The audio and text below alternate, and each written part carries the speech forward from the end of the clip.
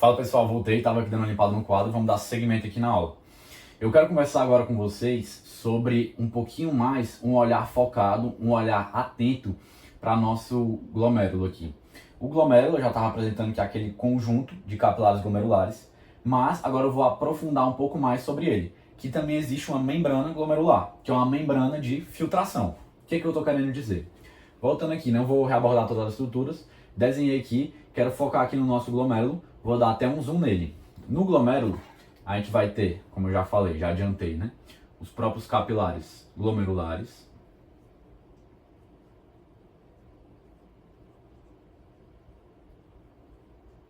E esses capilares glomerulares, eles vão ter, pessoal, uma estrutura um pouquinho especial. Por isso que eles são chamados de...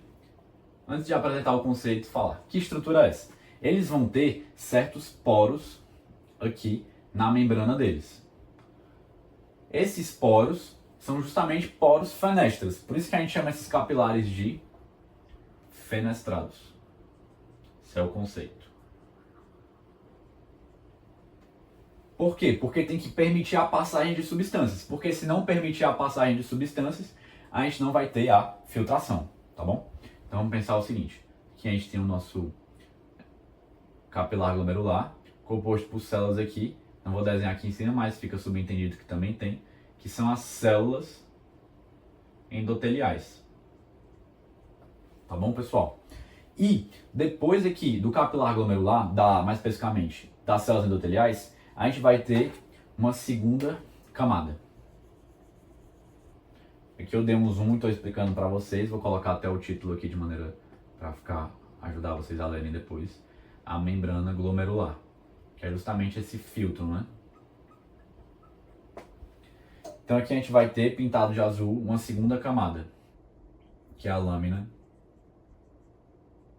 basal. Por fim, a gente vai ter a terceira e última camada, composta por células especializadas, chamadas de podócitos. Desenhando aqui eles. Podócitos, porque podo, né? Podos, vem a etimologia da palavra, é pés, né? E os cientistas que estavam estudando essas células acharam que é como se elas emitissem certos pés. Então aqui a gente vai ter uma camada de podócitos. Então vamos lá. A nossa membrana glomerular é composta por 3 camadas que vão ali ajudar na filtração. Melhor dizendo, que vão ajudar nessa seletividade da filtração, que é uma coisa que eu já vou comentar com vocês. Só entender aqui que a gente vai ter 3 camadas da membrana glomerular. As 3 camadas são de mais interno para externo, né? Pensando que aqui a gente teria justamente aqui o espaço de Bowman. Certo? Aqui a gente teria o espaço de Bowman. Então, de mais interno para externo, a gente vai ter as células endoteliais mais internamente, seguida pela lâmina basal e, por fim, os podócitos. Então, de maneira geral, aqui seria a composição, a estrutura, as 3 camadas da membrana glomerular. Vamos só entender o seguinte, que também é importante que a gente guarde isso, tá? A nossa membrana glomerular, ela tem uma certa seletividade. O que você quer dizer, Pedro? Vou fazer aqui uma analogia para ficar mais claro e ajudar vocês a lembrar, tá bom? Vamos pensar o seguinte. Eu acho que todo mundo aqui já teve a experiência de alguma vez em casa, digamos, fazer um suco de maracujá. Então, suco de maracujá, lembra aí como é que se faz, né? De maneira assim, como a gente faz pelo menos aqui na minha casa. A gente pega ali o liquidificador, vai bater ali o maracujá e tudo mais. Quando a gente bater o maracujá, a gente vai ter ali aquele suco bruto. Esse suco bruto seria o nosso sangue. O sangue que está passando nos capilares glomerulares. Então, a gente vai ter aquele suco bruto e tudo mais. Tá bom, Pedro, a gente vai ter aquele suco bruto, tô entendendo. E a gente vai depois ter que coar, filtrar esse suco bruto para chegar e ficar no suco final ali na jarra, né? Então a gente vai pegar ali uma peneira e vai começar a derramar o suco bruto.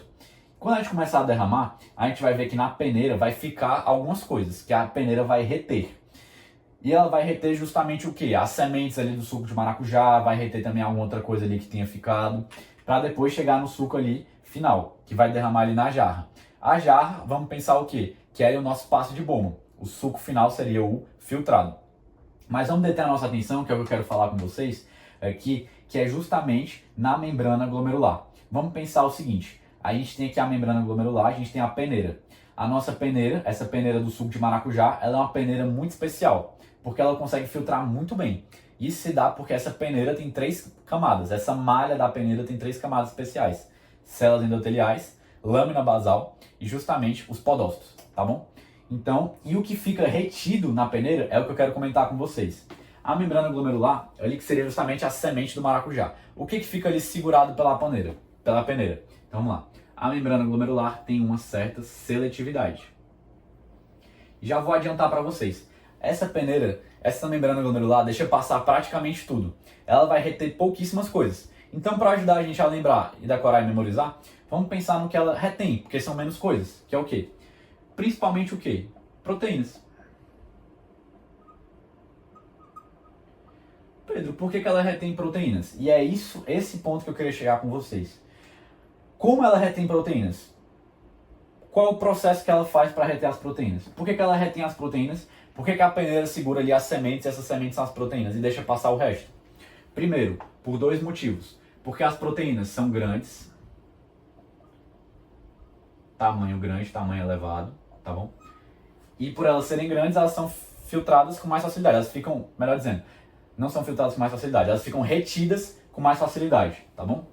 E, além disso, essas proteínas têm carga negativa, tá certo?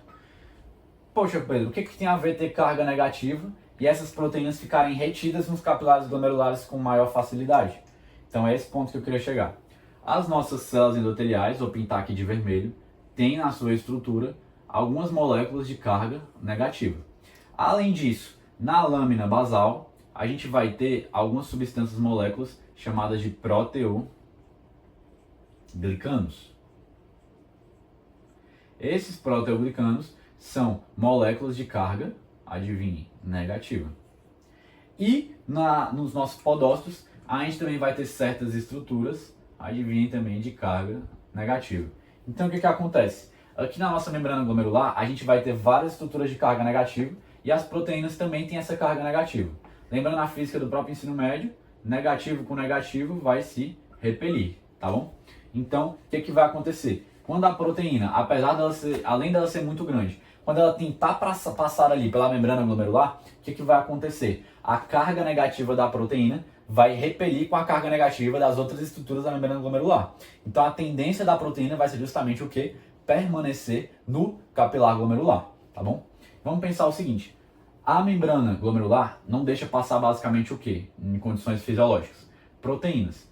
E mais duas substâncias, que ela não deixa passar muito bem. Ela deixa passar melhor do que as proteínas, mas ela também retém bem essas substâncias. Não deixa passar muito, que é o quê? O cálcio, vou apagar esse negativo aqui, o próprio cálcio e os ácidos graxos.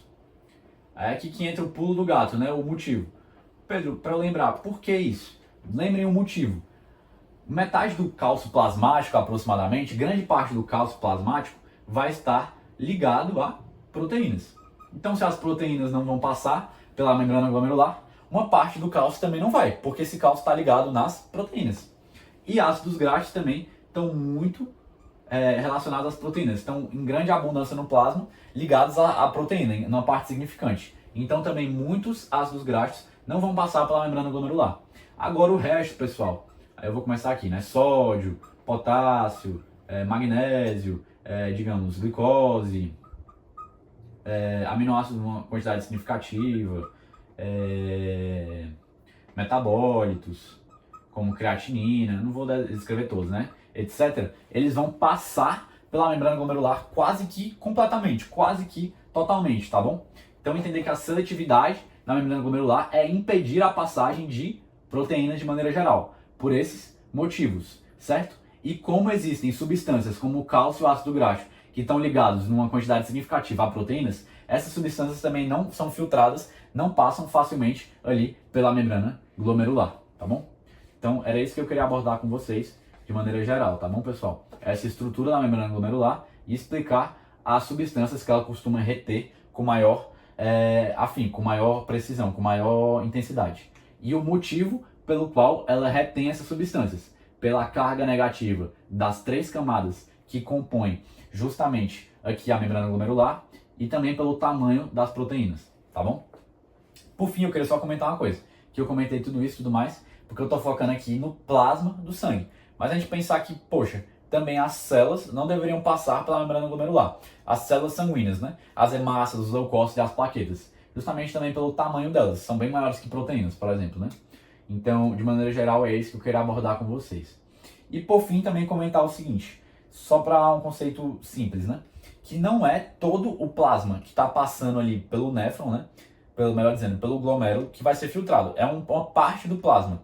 E essa parte do plasma, essa fração do plasma que é filtrada, ou seja, aqui está passando o plasma e tudo mais junto com o sangue, essa parte, essa porção do plasma que é filtrada, essa fração, é chamada de fração de filtração. Só para explicar para vocês esse conceito também que vocês vão cruzar também estudando. Show?